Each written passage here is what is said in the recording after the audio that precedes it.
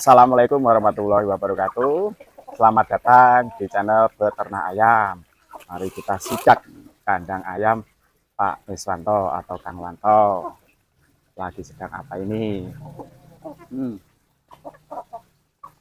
Assalamualaikum Kang Wanto. Waalaikumsalam Mas Mujir. Sugeng siang. Sugeng siang. Ini lagi ngapain ini? Ini kira Mas menyalurkan hobi pakan-pakan ayam.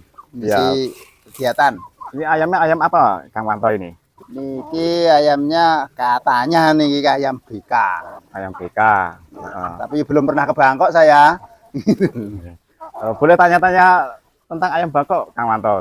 Monggo. Awal mula tertarik memelihara ayam Bangkok, peternak ayam Bangkok itu kenapa ya?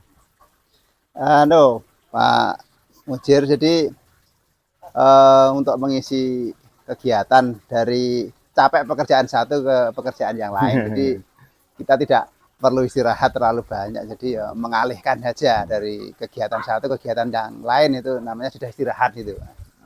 Begitu ya, sekedar hobi aja. Udah hobi, tapi hobi kan menghasilkan ini ya Pak Wanto ya. Ya, insya Allah menghasilkan dan menyenangkan tentunya. Masalah hasil urusan nomor 2, yang penting senang dulu. Jadi perlu diketahui bahwa Kang Wanto ini adalah seorang guru sekolah swasta, tapi bisa meluangkan waktunya di samping pekerjaannya itu untuk memelihara ayam Bangkok.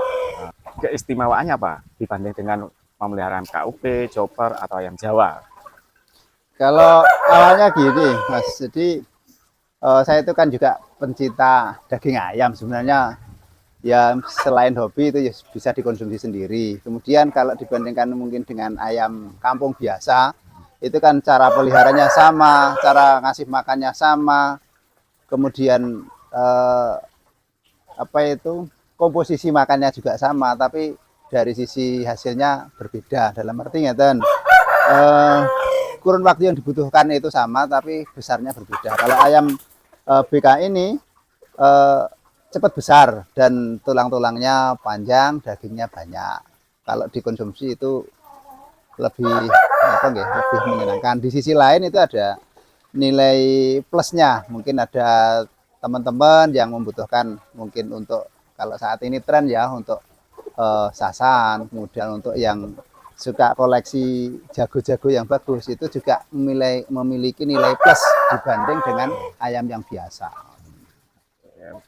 Kira-kira untuk awal mula mempersiapkan beternak ayam Bangkok itu yang harus dipersiapkan apa dulu ya? Sebenarnya kalau saya itu tidak ada persiapan khusus ya, karena hanya memanfaatkan lahan yang kosong, lahan yang ada. Kemudian kita mencoba awalnya itu 2 indukan ya, 2 indukan, kemudian 1 pejantan. Itu kemudian kok seolah-olah dibiarkan aja kok bisa babar, bisa bertelur, kemudian sampai bisa menjadi banyak. Akhirnya ini saya kembangkan ada beberapa indukan. Untuk lahannya ini berapa meter ukurannya ini? Untuk di dalam apa namanya itu di perkotaan seperti ini? Kalau detailnya ini kurang begitu kita ukur, kayak kita hanya memanfaatkan lahan yang ada. Cuman kalau yang kandang ini buat istirahat ayam dan bertelur itu ada ukuran 2x3 itu, dan itu tidak ada istilahnya, saya tidak membuat ukuran bakunya sekian, enggak, cuman ini cocoknya saya isi ayam sekian, itu saya isi 7 induk dan 1 pejantan yang 3x2 itu Mas. Jadi ukuran spesifiknya enggak ada untuk saya loh ya, mungkin karena nanti teman-teman yang lain punya referensi bisa dibagikan kepada kami. Terus dalam hal kandang ini Kang Wanto, dalam hal kandang itu untuk kenyamanan ayam itu alasnya seperti apa, terus untuk terjaga dari virus dan untuk menyiapkan tarangannya itu seperti apa? Karena saya belajar mengamati kebiasaan ayam itu seperti apa, ternyata ayam itu dikasih tempat yang buwur sih, maunya kandangnya di keramik itu juga kelihatan tidak suka. Secara alami dia kan sukanya ceker-ceker. Jadi di kandang itu alasnya saya kasih pasir, Pak Mujir. Jadi ayam itu secara alami ceker-ceker di situ. Kemudian di sekitarnya ini saya kasih tempat untuk ayam berceker itu ada. Jadi Ya. daun-daun, kemudian limbah dapur yang layak, maksudnya layak untuk dimakan ayam, saya buang ke situ sudah nanti dicekeri oleh ayam itu. Jadi secara alami dia senang. Jadi tetap tidak istilahnya mengekang ayam karena nalurinya ayam seperti itu gitu ya, Iya. dari yang maha kuasanya gitu ya. Betul. Jadi untuk kenyamanan ayam sendiri biar bisa bebas dan bisa berkembang dengan bagus ya. Begitu Kang Manto ya. Betul. Jadi termasuk larangannya pun juga tidak terlalu spesifik, ya, Mas. Jadi kita menggunakan bahan yang ada di situ, ada tumbuh-tumbuh bekas itu saya pakai. Itu ternyata ada indukan yang masuk ke sana. Kemudian di pasir itu juga ada batu bata, kita buat melingkar itu aja sudah ditempatin, nanti bisa dicek di kandang, itu ada semuanya. Baik ya. Untuk alas kandangnya agar dia menjaga tidak bau, terus untuk kenyamanan ayam, terus tidak apa namanya tidak ada hewan-hewan yang lain kayak semut, menjaga semut masuk, kayak ulat-ulat gitu gimana? Kalau alas itu kan tadi dari pasir, karena setiap hari ayam itu cakar-cakar di situ, kemungkinan semut nggak ada. Nggak ada. Nggak ada. Kemudian kotoran ayam itu juga tidak perlu dibersihkan setiap hari. Otomatis kalau kita ayamnya dikasihkan di kandang, kasih makan sekali waktu di kandang, itu kan ya ceker-ceker juga. Karena alasnya itu apa ya? Memang agak anyep, jadi Iya. ayam suka di situ. Jadi mandinya ayam itu sebenarnya kan dengan pasir. Pasir ya, bukan dengan air ya. Bukan dengan air. Meskipun di situ ada air ya, bukan untuk mandi ayam itu. Kalau air buat minum. Iya. Kalau dikasih air, disemprot air justru malah takut ya. Iya, karena apa ya? Secara alami ayam itu kalau sudah mandi pasir itu bulunya menjadi gilap-gilap itu loh. Oh, seperti itu. Iya. Ya, bagus sekali penjelasannya ya ini. Terus untuk pembersihan kandang dilakukan itu berapa hari sekali Untuk pembersihan kandangnya? kalau pembersihan kandang ini saya selama ini kandang itu tidak saya bersihkan ya, karena mungkin bisa dilihat tidak ada kotoran yang menumpuk di sana karena Iya. semuanya sudah fases-fases ayam itu sudah habis dicakar, itu menyatu dengan pasir. Jadi tidak ada pembersihan kecuali ada pakan ini ya yang kelihatannya setiap kali memberi pakannya tidak habis, itu memang harus dibersihkan. Oh iya. Jadi meskipun ayam itu sukanya ya makan di tempat yang mungkin agak kotor, tapi kalau kita memberikan makan wadahnya ya harus bersih gitu. Dalam Sudah. arti untuk menghindari apa nggih, dari penyakit. Dengan alas kandang dipakai pasir itu berarti kotorannya sudah terurai sendiri dengan Terurai sendiri. bantuan dicakar-cakar sama ayam itu. Iya. Ya. Terus untuk mendapatkan bibit ayam yang bagus itu seperti apa untuk dipelihara? Kalau pengalaman saya itu minta bantuan teman-teman atau rekan-rekan yang memiliki Iya.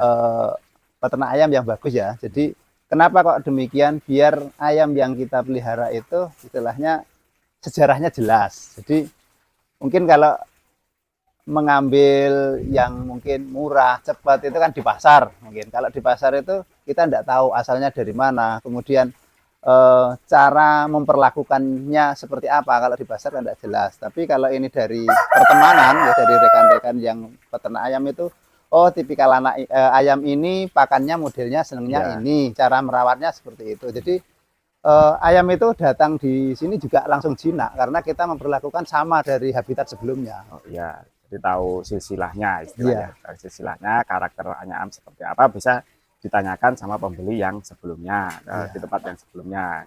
Iya, Untuk betul, seperti mudah itu. untuk mengembangbiakan, untuk memelihara gitu ya. Seperti itu. Terus lalu untuk sistemnya itu apa, ditaruh di kandang terus atau di sistem umbar? Jadi ini kalau makan juga di luar kandang, tapi kalau untuk malam tidur itu secara otomatis kita ajari sekali dua kali dimasuk kandang, sudah selanjutnya di kandang. Selanjutnya di kandang. Jadi ini ada 3 kandang itu, masuknya ya sudah ke kandangnya masing-masing, tidak kok tukar kandang itu enggak. Tukar kandang. Enggak. Satu udah tahu. Ya, nalurinya seperti itu. Nalurinya seperti itu. Untuk pakannya sendiri, Kalau susah apa pakan, tidak untuk menyediakan pakan untuk ayam-ayam BK ini? kalau pakannya sama saja, cuman karena ini banyak ayam yang mau bertelur nggih, ini kita perbanyak yang apa itu jagung. Itu biar Jagung. telurnya bagus dan daya tahan tubuhnya bagus. Intinya pakan itu semuanya sama. Yang penting bersih. Kalau ngasih makan nasi apa nggih, nasi sisa itu ya harus dicuci dulu. Tidak boleh langsung nasi sisa kemarin kemudian langsung dikasihkan, itu tidak boleh. Itu untuk menjaga kesehatan ayam. Ayamnya mau aja sebenarnya, tapi untuk kesehatannya kurang bagus. Limbah-limbah dapur juga masuk semua. Ya, limbah dapur yang mungkin sayur-sayur itu juga bisa dirajang dan atau diberikan langsung, tidak masalah. Yang penting bersih. Yang penting bersih, steril. Ya, Biar nanti ayamnya tidak sakit-sakitan. betul seperti itu, Mas. Kalau minumnya itu perlu ada semacam vitamin kayak gitu dibutuhkan. Itu maksudnya dikasih rutin seperti itu atau gimana?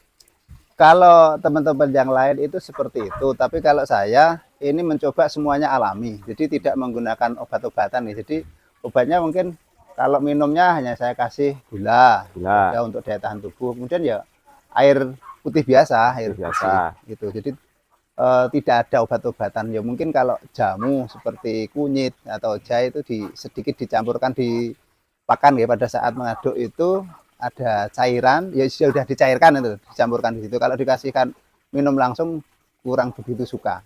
Oh, gitu ya. Kalau minum langsung mungkin ayam itu mintanya langsung yang fresh air putih. Ya, Tapi kalau untuk menjaga imun ayam itu dicampurkan ke gula di minuman. Gitu. di makanannya. Oh, kalau yang jamu ya. Kalau jamu di makanannya. Ya. Kalau gula itu gula pasir, gula putih atau gula Gula merah. Gula merah. Ya. Itu Kalau fungsinya bisa gula aren ya. gula aren. Ya. Fungsinya untuk apa itu? Kenapa nggak semua jenis gula itu masuk? Yang dipilihnya harus gula aren. Kalau sebenarnya mungkin sama, tapi saya lebih suka ke gula aren ya, karena apa? Gula aren itu asli Mas, tidak ada tambahannya apapun. Jadi ya memang dari petani, kemudian di cara pemasakannya tidak ada bahan yang lain. Kalau seperti gula pasir itu kan kita tidak tahu itu campurannya apa gitu. Meskipun kita yakin itu ya memang gula, tapi kalau yang itu kan jelas dari apa nggih? Kalau gula kan saya dari petani langsung ya, jadi tahu proses itu asli. Jumlah ayamnya untuk saat ini berapa ekor? Ini ada 16 ekor, Mas. Yang pejantannya yang sudah siap itu ada 2, yang 4 itu baru siapan. Yang 4 baru persiapan. Sehari itu menghasilkan berapa telur dari sekian ekor yang disebutkan tadi? Kalau ini yang sedang bertelur saat ini kan ada 7 induk ya. Jadi 7 induk yang bertelur ya, setiap hari 7 itu. Terus orientasinya itu ke pembesaran ya, setelah telur itu bertelur terus ditetaskan. Ya ini kita mencoba karena untuk meningkatkan produksi ya, itu kita coba untuk menetaskan dengan mesin penetas. Itu baru uji coba kemarin netas 3 dari 10 kemarin. Cuman kita kan belum tahu caranya seperti apa. Ternyata menetaskan itu harus dilihat fertil atau tidak. Kalau tidak fertil meskipun sampai 21 hari juga tidak bisa menetas. Nah, pada awal itu kan memang jagonya belum siap. Ternyata juga dampaknya tidak bisa menetas. Kapasitas mesin tetasnya itu berapa telur? Saya memiliki mesin tetas itu kapasitas 50 telur. 50 telur. Yang sudah berhasil? Ini baru yang kedua, Mas. Ini saya menetaskan 20, cuman baru hari keempat ini tadi. Jadi nanti bisa di-review ya hasilnya pada hari ke-21 nanti seperti apa. Oh iya, nanti di-review untuk video selanjutnya. Ya. Oke. Untuk kayak ayam BK atau ayam Bangkok ini pangsa pasarnya kemana Kang Manto? Kalau saat ini yang banyak permintaan itu memang karena mendekati bulan Suro ya, itu yang dicari itu adalah yang jago, ayam jago itu untuk pengesahan. Jadi memang kalau di masyarakat Ponorogo yang biasa mengikuti kegiatan apa ya, istilahnya pencaksilat itu biasanya Suro itu kan pengesan-pengesan itu membutuhkan ayam jago yang bagus, dan yang paling laku adalah ayam Bangkok. Ya. Jadi untuk sasahan ya, Iya. sasahan perguruan silat. Selain itu kan juga di tradisi Ponorogo biasanya buat untuk merayakan malam satu suro. Ya. Jadi biasanya kan begadang. Itu yang Begadang kan pasti betina rame-rame, biasanya. rame-rame lek-lekan sampai pagi, dan Ya. itu biasanya sambil ini sambil mayoran. Ya. Mayoran beleh pitik. Mayoran itu menyembelih ayam, dimakan bareng-bareng ya, malam satu suro. Selain untuk sasahan, biasanya untuk apa aja ini bangsa-bangsanya? Kalau ini orientasinya, jadi nanti saya akan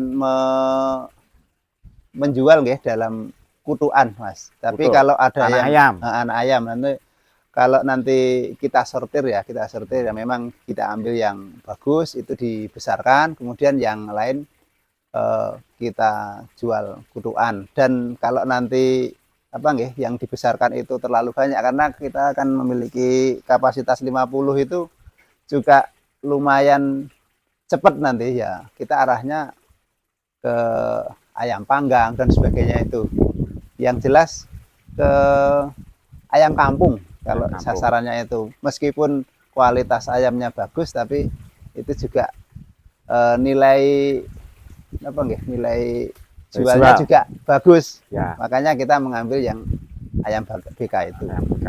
Iya.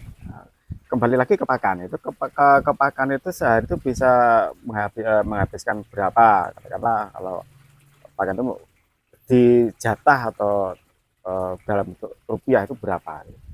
Sebenarnya kalau pakan itu, ini dari ayam berapa ya, ayam 16 tadi yang sebutkan, itu sekali makan tidak habis satu ember ini, Mas. Ini campurannya sudah ada bekatul, ada jagung, kemudian apa itu, kita campur air. Kadang-kadang ya kita kasih sayur seperti itu. Tidak banyak untuk operasionalnya. Apalagi kalau ayam-ayam besar yang banyak biaya pakan itu kan kalau pembesaran itu memang kita menggunakan kur pedaging kan kalau Kur yang pedaging. pembesaran. Kalau yang sudah dewasa semacam ini tidak terlalu banyak pakannya. Yang penting bergizi. Yang penting bergizi. Iya. Bergizi dan bervitamin. Oke, baik Kang Manto, terima kasih atas semua penjelasannya.